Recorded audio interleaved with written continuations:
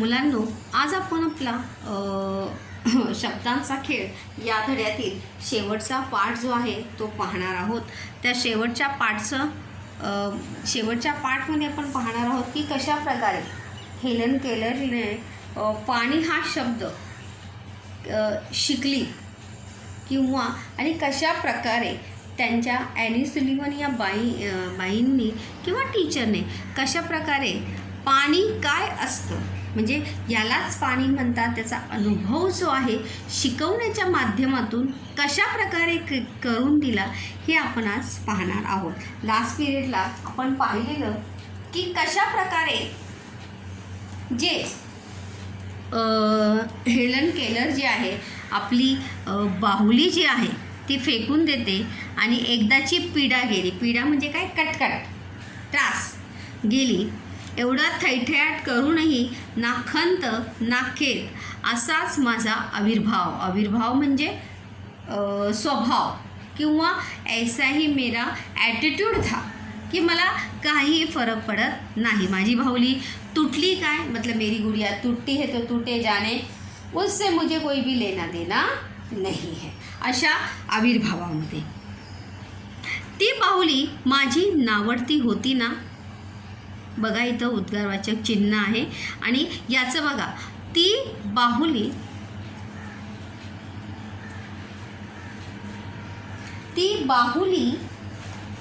माझी नावडती होती ना.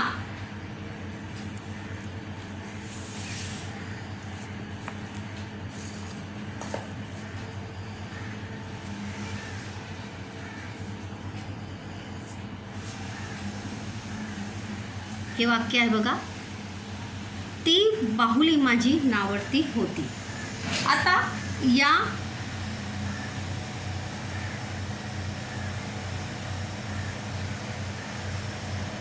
वाक्याचं आपल्याला काय करायचं आहे? होती हे काय आहे? होकारार्थी वाक्य आहे. ती बाहुली माझी नावडती होती. तर याचं जर आपल्याला नकारार्थी करायचं आहे, काय करायचं आहे? नकारार्थी करायचं आहे. तर या वाक्याचं नकारार्थी काय कसं होणार आहे? ती बाहुली माझी आवडती नव्हती. ती बाहुली माझी आवडती नव्हती म्हणजे याचाच अर्थ ती बाहुली जी आहे मला आवडत नव्हती असाच काय आहे त्याचा अर्थ आहे. बघा तुम्हाला होकारार्थी वाक्य और नकारार्थी वाक्य से मैंने को बताया था. अभी उदाहरण भी हमने लिए थे. एक बार फिर से इसके एग्जाम्पल हम ज़रूर लेंगे यहाँ पे फॉर प्रैक्टिस के लिए. एग्जाम्पल फॉर प्रैक्टिस के लिए जो है हम एग्जाम्पल वहाँ पर ज़रूर लेंगे. तो वहाँ पे नावडती के जगह पे मैंने वहाँ पे कौन सा शब्द यूज़ किया? आवडती. ती बाहुली माझी आवडती नव्हती म्हणजे याचाच अर्थ ती बाहुली माझी नावडती होती. मतलब जब हम वाक्य में परिवर्तन करते हैं स्टूडेंट्स तो वाक्य का अर्थ जो है वो कदापि भी चेंज नहीं होना चाहिए. अगर चेंज हुआ तो वहाँ पर हमारा उत्तर जो है क्या होगा? गलत होगा. माझ्या निश्चल अंधाऱ्या जगात हळुवार भावना कुठून उगवणार? माझ्या निश्चल म्हणजे शांत म्हणजे काही हालचाल नाही. कारण की हेलन केलर अंधळी असल्यामुळे मुकी बहिरी असल्यामुळे उसे कहीं भी आने जाने के लिए किसी के ना किसी के सहारे की या आधार की आवश्यकता थी. म्हणून म्हटलेलं आहे निश्चल. अंधाऱ्या जगात म्हणजे काय? तिला काही दिसत नव्हतं त्यामुळे तिच्यासाठी सगळं हे काय आहे? अंधारच आहे. हळुवार भावना कुठून उगवणार मतलब जो हमेशा दूसरों के आधार पर या दूसरों के सहारे ही जिया है तो उसके मन में कभी भी किसी चीज़ के प्रति ज़्यादा आत्मीयता जो है वो निर्माण हो सकती नहीं। कारण कि देखो, अगर हमें बार बार किसी चीज़ के लिए दूसरों के ऊपर निर्भर होना पड़े तो उस चीज़ के प्रति हमारे मन में क्या निर्माण होने लगती है, नफरत निर्माण होती लगती है। आपल्याला त्या माणसाचा, त्या वस्तूचा काय होऊ लागतो, राग येऊ लागतो, क्योंकि हम अपने ही परेशानियों से क्या हो रहे होते, जूझ रहे होते।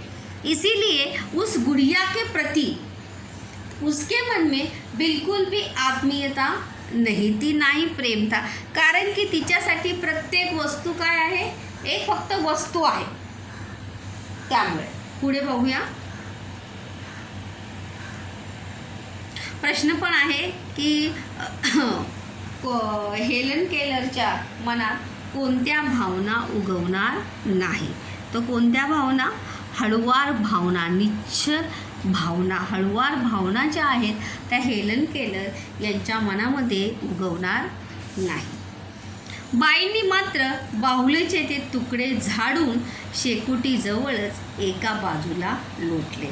परंतु हेलन केलर यांच्या ज्या बाई होत्या ॲनी सुलिव्हन, त्यांनी वो सभी गुड़िया जे तुकडे तुकडे झाले होते ते सर्व तुकडे एकत्र गोळा केले आणि शेकोटीजवळ ठेवले। शेकोटी यानी जो ठंडी में सेकने के लिए किया जाता है त्याला म्हणतात शेकोटी।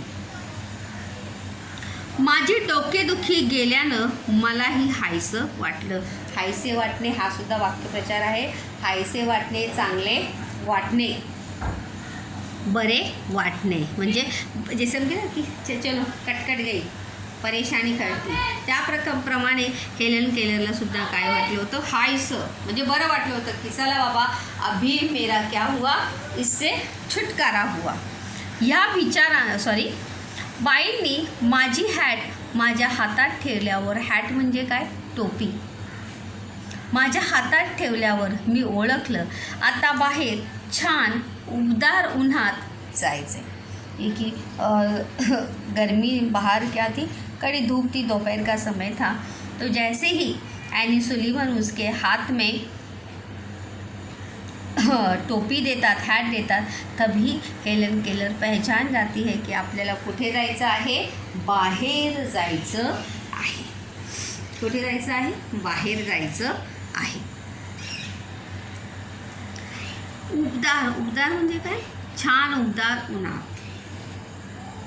ऊब म्हणजे काय, गरम। ऊनचा विरुद्धार्थी शब्द काय, सावली। उन्हाचा विरुद्धार्थी शब्द काय, सावली। या विचारानं मी पुन्हा आनंदानं टुनटुन उड्या मारू लागले। मतलब अभी सही में वो उड्या मारने मतलब सही में छलांग लगाने लगी क्या, नहीं। मनातल्या मनात हेलन केलर यांना खूप आनंद झाला होता। पाऊल वाटेनं जात आम्ही, पाऊल वाट यानी जैसे हम फुटपाथ पे जाते तो जो छोटा सा जो रास्ता होता है त्याला काय म्हणतात, पाऊल वाट। पाऊल वाट हे एक वचन, त्याचं जर अनेक वचन जर करायचं असेल आपल्याला तर पाऊल वाटा काय होणार आहे, पाऊल वाटा। उडी, उडी हे एक वचन, उड्या हे अनेक वचन। आम्ही विहिरीपाशी आलो। विहीर यानी कुवा, बघा विहीर एक वचन आणि त्याचं अनेक वचन होणार आहे विहिरी। परंतु यहाँ पर बहुत सारे कुएं नहीं है, वहाँ पे शब्द योगी अव्यय लगा है। क्या लगा है, शब्द योगी अव्यय लगा है पहले, तभी उसका क्या हुआ है, ये सामान्य रूप हुआ है, वो उसका अनेक वचन नहीं है। ये बात याद रखें, विहीर एक वचन, विहिरी अनेक वचन। लेकिन वहाँ पे बस एक ही कुआं था, बहुत सारे कुएं नहीं थे। उसको वो शब्द योगी अव्यय लगा है और उसका सामान्य रूप वो हुआ है, इसलिए।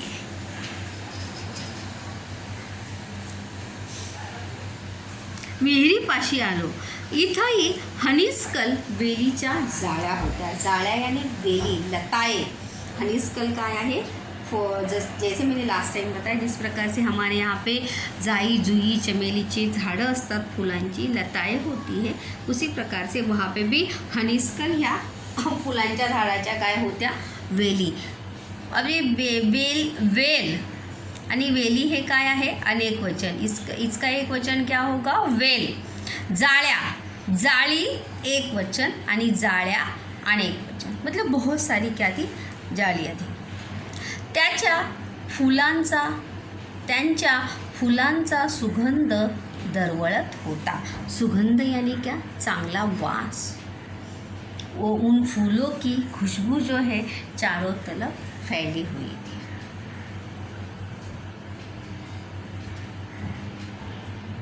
आता जर याचा जर नकारार्थी करायचं असेल, फुलांचा सुगंध दरवळत होता, तर काय होणार आहे, फुलांचा दुर्गंध दरवळत नव्हता,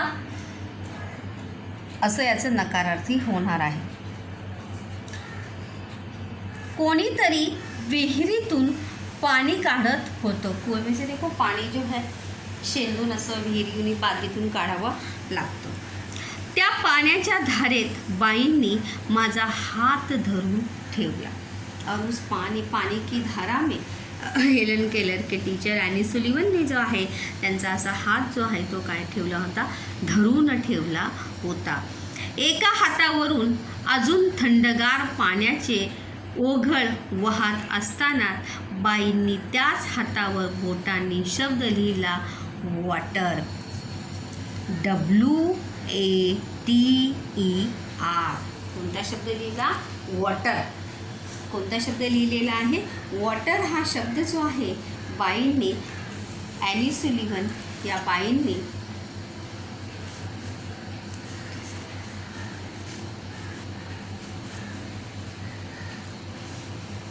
स्पष्ट दिसत नव्हतं म्हणून सॉरी. तर बघा, तर बोटांनी हातावर, मतलब एका हातावर पाणी की धारा, म्हणजे पाणी असं आपण टाकतो की नाही, तसं एक हात के ऊपर पाणी और दूसरे हातावर बोटांनी शब्द लिहिला, वॉटर. कोणता शब्द लिहिला, वॉटर. WATER. आधी सावकाश मग झरझर. सावकाश मतलब हळू. सावकाशचा समानार्थी शब्द आहे मंद. मंद यानी, मंद शब्द के दो अर्थ होते हैं. एक मंद यानी धीरे धीरे चलने वाला और एक मंद यानी निर्बुद्ध, जिसको दिमाग नहीं है. ऐसा दिमाग नहीं है मतलब जो थोड़ा सा कम बुद्धिमान है, त्याला म्हणतात मंद. तर सावकाशचा समानार्थी शब्द होणार आहे मंद, हळूहळू. आणि सावकाशचा विरुद्धार्थी शब्द होणार आहे झरझर, जलद. मतलब एक बार धीरे धीरे लिखा वाटर और दूसरे बार में पटकन जरा फास्ट लिहिला वाटर. मी एकदम निश्चल उभी राहिली. निश्चल म्हणजे शांत. निश्चल म्हणजे काय, शांत. काहीही हालचाल न करता, न बोलता. माझं सगळं लक्ष बाईंच्या बोटांच्या हालचालींवर एकवटलं होतं. माझं म्हणजे कोणाचं, हेलन केलर यांचं सगळं लक्ष कशावर एकवटलं होतं, बाईंच्या बोटांच्या हालचालीवर. जैसे मैंने आपको लास्ट टाइम बताया था कि अपन खेल खेलतो, जब हम जो व्यक्ति हमारे पीठ पर लिख रहा है या हमने आंखें बंद की है, हमारे हाथ पे लिख रहा है, जब तक हम उसके उंगलियों के इशारों को नहीं महसूस करेंगे, समझेंगे नहीं, ध्यान से महसूस नहीं करेंगे, तब तक हम बता सकते हैं क्या, नहीं. जैसे कि मैंने किसी को भी बोला, जैसे तनिष्का को बोला कि अपनी आंखें बंद करो, मैं आपके हाथ पे एक शब्द मैं यहाँ पर लिख रही हूँ. और जैसे मैंने वहाँ पर लिखा, अगर लिखते समय मैं जब उसके हाथों पे लिख रही हूँ, उसकी आंखें बंद है, लिख रही हूँ, मतलब पेन से नहीं लिखना है, उंगलियों से लिखना है. और जब मैं उसके हाथ पे जब उंगलियों से लिख रही हूँ, तो लिखते समय उंगलियों की जो हलचल यानी जो मूवमेंट है, उसके ऊपर अगर उसका ध्यान होगा, तो तनिष्का हो या गुड़िया हो या दिव्यांशु हो, कोई भी हो, वो ज़रूर पहचान सकता है कि हाथ पे कौन सा शब्द लिखा है. कारण की लक्ष जर नसेल आपल्या हालचालीकडे, तर आपण म्हणजे तो पी काढलाय का सी काढलाय का टी काढलाय ते आपल्याला कळणार नाही. मी एकदम निश्चल उभी राहिले, माझं सगळं लक्ष बाईंच्या बोटांच्या, बोट पण एक वचन आणि बोटे अनेक वचन। बोट दोन अर्थ है, बोट यानी जो नाव होती है उसे भी बोट कहते हैं, जो उंगली होती है उसे भी क्या कहते हैं, बोट कहते हैं।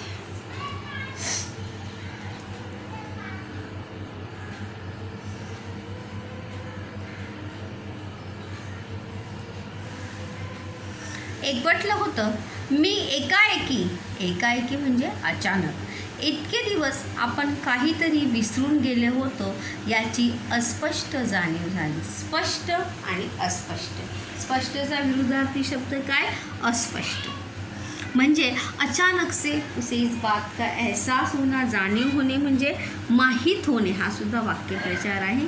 क्योंकि किसी चीज़ का एहसास होना, अपनी गलती का एहसास होना, हमने कुछ गलत किया है, हमसे कोई गलती हुई, इस बात का एहसास होना, ये भी बहुत बड़ी बात होती है। गमावलेली स्मृती, स्मृतीचा समानार्थी शब्द आहे आठवण। गमावलेली म्हणजे विसरलेली, हरवलेली, स्मृती परत येण्यातला थरार, थरार म्हणजे काय, आपण याला म्हणू शकतो म्हणजे थरार मी अनुभवला, थरार म्हणजे काय, वेगळेपण, मतलब अब मैं क्या हूँ, मैं क्या कर सकती हूँ, इसका अनुभव जो है ये मुझे आज हुआ था, मैं भूल गई थी। जैसे कभी कभी ऐसा होता है कि कोई चीज़ से, किसी चीज़ से हम दूर भागते हैं और अचानक से अगर वो चीज़ अगर आपको आने लगती है, जैसे कोई मैथ्स का सवाल हो, इंग्लिश का कोई ग्रामर हो, मराठी का कोई राइटिंग स्किल हो, जिससे आप दूर भागते हो, अगर वही चीज़ अगर आपको आने लगती है, तभी आपको ऐसा महसूस होने लगता है कि हाँ, ये तो मुझे आ सकता है, मैं ये कर सकता हूँ। तो खुद को पहचानना और खुद को इस बात का एहसास होना, ये बहुत ज़्यादा क्या है, ज़रूरी है। स्वतःला स्वतःची ओळख होणं हे फार महत्त्वाचं, हमें खुद अपने आप को पहचानना ज़्यादा ज़रूरी है कि हम क्या कर सकते हैं। तो उसी प्रकार से मतलब मैं कर सकती हूँ, मैं ये तो सब चीज़ें भूल गई थी, मैंने ये मान के रखा था कि मैं मुझे कुछ नहीं आता, मैं ना देख सकती हूँ, ना सुन सकती हूँ, ना बोल सकती हूँ, तो मुझे कुछ भी आता नहीं, लेकिन yes I can do it, ये भाव जो है उसके मन में जागृत हुआ।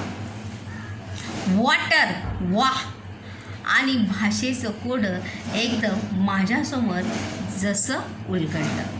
तभी उसने, जैसे उसने पानी को हाथ को, उसको पानी को छुआ और टीचर ने हाथ पे लिखा, तो उसने बोला वाटर, और तभी उसको शब्द से कोड यानी क्या, समस्या, मतलब भाषा क्या है, ये उसके सामने आ गई थी। मतलब हम सीख सकती, मैं सीख सकती हूँ, ये उसने आज समझ लिया था। अरेच्या, देखो स्वल्पविराम आलेला आहे। अरेच्या, पाणी म्हणजे आपल्या हातावरून थंडगार, स्वल्पविराम, नाचत उसळत काहीतरी जातं ते, म्हणजे जे पाणी ती पिते, जे पाणी ती आंघोळीला वापरते, ते त्याला काय म्हणतात, वॉटर म्हणतात। हा शब्द तिला आज कळला होता। त्या एका जिवंत चैतन्यमय शब्दानं माझ्या आत्म्याला जशी जाग आणली। कोणत्या शब्दानं जाग आणली होती, वॉटर, वॉटर या शब्दानं। कोणत्या शब्दानं प्रश्न पण आहे की कोणत्या शब्दानं हेलन केलरच्या आत्म्याला जाग आणली, कोणत्या शब्दानं, वॉटर या शब्दानं। आणि त्या शब्दाची वैशिष्ट्ये जर कोणती असते, वॉटर या शब्दाची वैशिष्ट्ये असा कोणती, जिवंत आणि चैतन्यमय। जीवंत आणि चैतन्यमय क्यों कहा है कि जीवंत यानी उसने उसे जागृत किया है। जीवंत म्हणजे जगणं नहीं किंवा जिंदा नहीं, इसका यहाँ पर अर्थ, यहाँ पे इसका अर्थ है कि उसने उसे क्या किया है, जागृत किया। जैसे हम कहते हैं ना कि सोए हुए को जगा दिया। आणि चैतन्यमय यानी यानी कि उत्साह शब्दानं माझ्या आत्म्याला जशी जाग आली, मेरे अंतर आत्मा को मानो जागृत किया। किस शब्द में, किस शब्द ने? वॉटर शब्द ने. प्रकाश, आशा, आनंदाची उधळण केली. कोणत्या दोन शब्दांची उधळण झाली? कोणत्या दोन शब्दांची उधळण झाली? प्रकाश आणि आशा. कोणत्या दोन शब्दांनी? प्रकाश आणि आशा आनंदाची उधळण केली. मुक्त केलं. मुक्त याने बंदिस्त. मुक्त करणे याने हा सुद्धा काय आहे? वाक्य प्रचार आहे. मुक्त करणे, खुले करणे, स्वतःला मोकळे करणे. तर कशाची उधळण झाली? प्रकाश आणि आशा. आशा यानी क्या? आस, इच्छा. क्योंकि आशा होना ज़रूरी है. अगर हम आशा ही नहीं रखेंगे तो कोई भी चीज़ हमें अपने आप आने वाली नहीं है.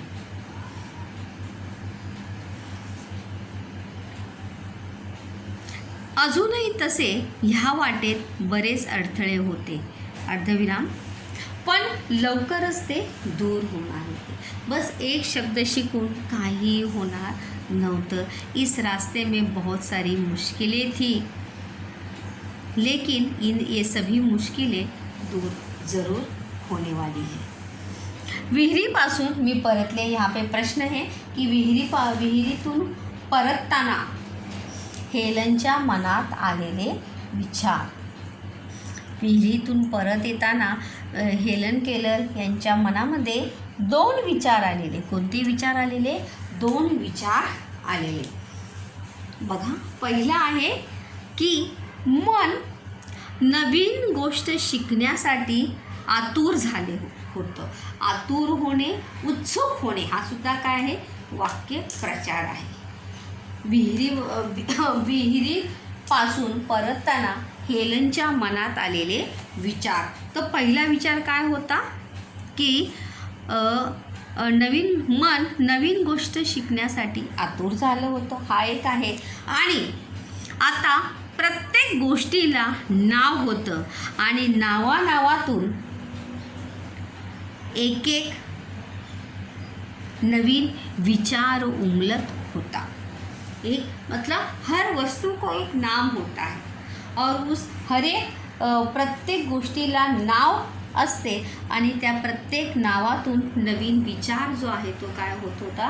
उमलत होता. ये दो विचार जो है लौटते समय हेलन केलर के मन में आए थे. पहिला हा आणि हा, दुसरा हा. प्रत्येक गोष्टीला नाव होतं आणि नावातून उमलणारा प्रत्येक एक नवीन विचार होता. कितनी हर एक वस्तु में नाम होता है और उसमें से एक नया विचार, नई सोच जो है हमारे सामने आती है. जसं पाणी हे काय आहे? जीवन आहे. त्याला स्वतःला त्याचा काही फायदा नसतो, परंतु तरीसुद्धा पाण्याने लोकांना काय भेटतं? जीवन दान भेटतं. घरात आल्यावर मी स्पर्श करायची ती प्रत्येक वस्तू जशी स्पर्शागणिक चैतन्यानं ठरायची. जिस प्रकार से कोई नई चीज़ हम सीखते हैं तो उसे ट्राई ज़रूर करते हैं. जैसे हमने ड्राइंग सीखा, मेहंदी सीखा, कोई वस्तु बनाने सीखा या पढ़ाई की कोई नई चीज़ सीखी, निबंध लिखना सीखा, पत्र लिखना सीखा, तो हम उसी के जैसा दूसरा लिखने का क्या करते हैं? प्रयास करते हैं. और जब हमें आता है लिखने तो हमारे शरीर में मानो क्या दौड़ती है? लहर सी दौड़ती है. तो वही कहा है कि स्पर्शागणिक चैतन्यानं थरथरायची. मतलब हर एक स्पर्श के बाद मन में, शरीर में एक मानो लहर सी दौड़ती हो, चेतना दौड़ती हो. मला जशी एक वेगळीच नवी दृष्टी मिळाली होती. अभी दृष्टी यानी क्या? वहाँ पर दृष्टीचा समानार्थी अर्थ आहे नजर, पण यहाँ पर उसका अर्थ आहे दृष्टी मिळणे मतलब एक नवीन विचार, मार्ग मिळणे. याचा यहाँ पर उसका अर्थ काय आहे? मार्ग मिळणे. एक नया रास्ता उसे मिला था. आता त्या दृष्टीतून मी सगळं पाहत होते. एक हर चीज़ की तरफ देखने का नज़रिया जो है हेलन केलर को मिला था. प्रश्न पण आहे, घरात आल्यावर हेलनला झालेली वस्तूविषयीची जाणीव. स्पर्श करायची प्रत्येक वस्तू स्पर्श करताच चैतन्यानं थरथरायची. आणि दुसरं काय आहे, एका वेगळ्याच नव्या दृष्टीने हेलन सगळे पाहत होती. मतलब घर वही था, वस्तुएं वही थी, लेकिन देखने का नज़रिया जो है क्या हुआ था, चेंज हुआ था. आता त्या दृष्टीतून मी सगळं पाहत होते और एक नए नज़रिए से उन सभी वस्तू की तरफ वो देख रही थी. दारापाशी आल्यावर मला मी मोडलेल्या बाहुलीची आठवण झाली और जैसे ही वो दरवाजे के पास आती है तो उसने तोड़ी हुई गुड़िया की याद आती है.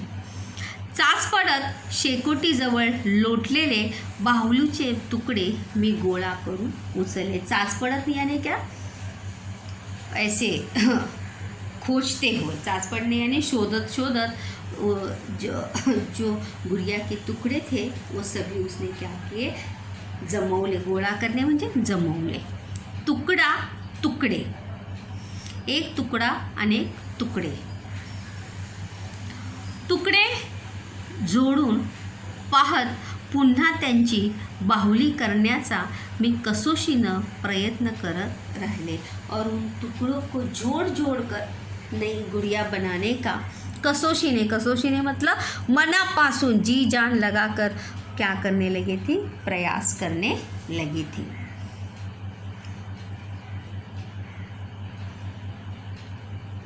प्रश्न पण आहे बघा की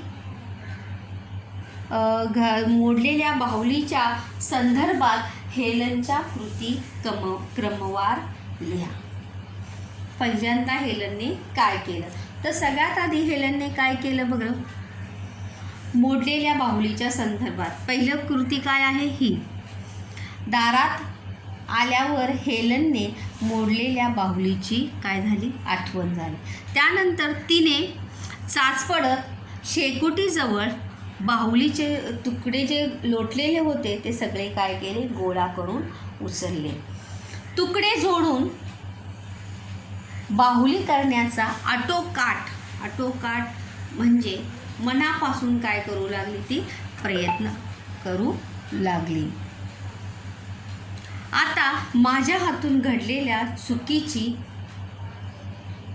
जाणीव होऊन माझे डोळे भरून आले आणि खूप वाईट वाटले. और उसके हाथ से जो गुड़िया उसने तोड़ी थी, उसके अपनी जानी होने म्हणजे माहिती होने, उसे अपनी गलती का एहसास हुआ और उसकी आंखें भरे. डोळे भरून येणे मतलब रडू येणे, मन भरून येणे. वाक्यप्रचार आहे. पहिल्यांदाच मला खऱ्या अर्थानं पश्चाताप झाला आणि फार वाईट वाटले. ये चौथा उसका उत्तर है. और सही मायने में पहली बार उसे क्या हुआ था, पश्चाताप हुआ था और बुरा लगा था. त्या दिवशी मी खूप नवीन शब्द शिकून घेतले. ते सगळेच काही नेमके कोणते ते आता आठवत नाही. अर्धविराम. पण त्या शब्दात आई कॉमा स्वल्पविराम. कोणते शब्द शिकले, हेलनने नव्याने शिकलेले शब्द. हे 4 शब्द बघा, आई, बाबा, बहीण आणि बाई. कोणते शब्द, आई, बाबा, बहीण आणि बाई. हे हेलन केलरने नव्याने शिकलेले शब्द. एवढंच निश्चित. आयुष्यानं नव्यानं आलेल्या या शब्दांनी माझ्या भावविश्वात पालवी फुटली. पालवी फुटणे हा सुद्धा काय आहे, वाक्य प्रचार आहे. पालवी फुटणे म्हणजे नवीन आशा निर्माण, नवीन उत्साह निर्माण करणे. पालवी फुटणे म्हणजे नवीन उत्साह निर्माण करणे. तो दिवस माझ्या दृष्टीनं फार नाट्यमय होता. नाट्यमय यानी ड्रामेटिकली, जैसे हम कोई नाटक करते हैं वैसा.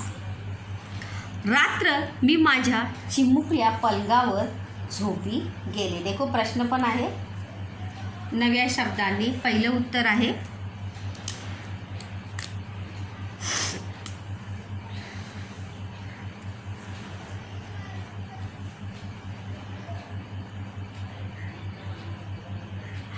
नव्या शब्दांनी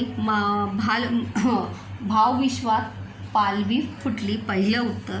त्यानंतर दुसरं काय येणार आहे, चिमुकल्या पलंगावर हेलन झोपली तेव्हा तिच्या इतका आनंदी जीव दुसरा कुठे सापडला नसता अशी जाणीव झाली. मतलब मेरे जैसे खुशनसीब इस दुनिया में कोई भी नहीं है, ना ही ढूंढकर कोई मिल सकता है, इस बात का एहसास उसे हुआ. दिवसभराच्या तिसरा आहे, दिवसभराच्या आनंददायी आठवणी पुन्हा पुन्हा मी आठवत राहिले. और दिन भर की खूबसूरत अच्छी यादों को रात भर बार बार क्या कर रही थी, याद कर रही थी. ये तीसरा है. और चौथा है, आयुष्यात पहिल्यांदाच मला उद्या कधी उगवतोय याची उत्कंठा लागली होती. और जीवन में पहली बार सुबह कब होगी, म्हणजे सकाळ कधी होईल, उद्या कधी उगवते, उद्या कधी उगवते याचा अर्थ सुबह कब होगी, इस बात की काय लागली होती, उत्कंठा लागणे. म्हणजे हा सुद्धा वाक्य प्रचार आहे. उत्कंठा लागणे म्हणजे उत्सुकता लागणे, वाक्य प्रचार आहे. प्रश्न बघा स्वमताचा, की तुमच्या मते हेलन केलर आयुष्यात पहिल्यांदा उद्याची वाट का पाहत असेल. तुमच्या मते हेलन केलर आयुष्यात पहिल्यांदा उद्याची वाट पाहत का असेल. दुसरा प्रश्न आहे, तुम्ही कधी उद्याची वाट पाहिली आहे का. तुम्ही कधी उद्याची वाट पाहिली आहे का असेल तर तुमच्या शब्दात स्पष्ट करा. त्यानंतर ॲनी सुलिव्हन नसत्या तर हेलन केलर घडली नसती या विधानाची सत्यता पटवून द्या. या और भी उसी के प्रकार से की तुमच्या आयुष्यात नवीन मार्ग दाखवणाऱ्या एखाद्या व्यक्तीबरोबर आलेला अनुभव तुमच्या शब्दबद्ध करा.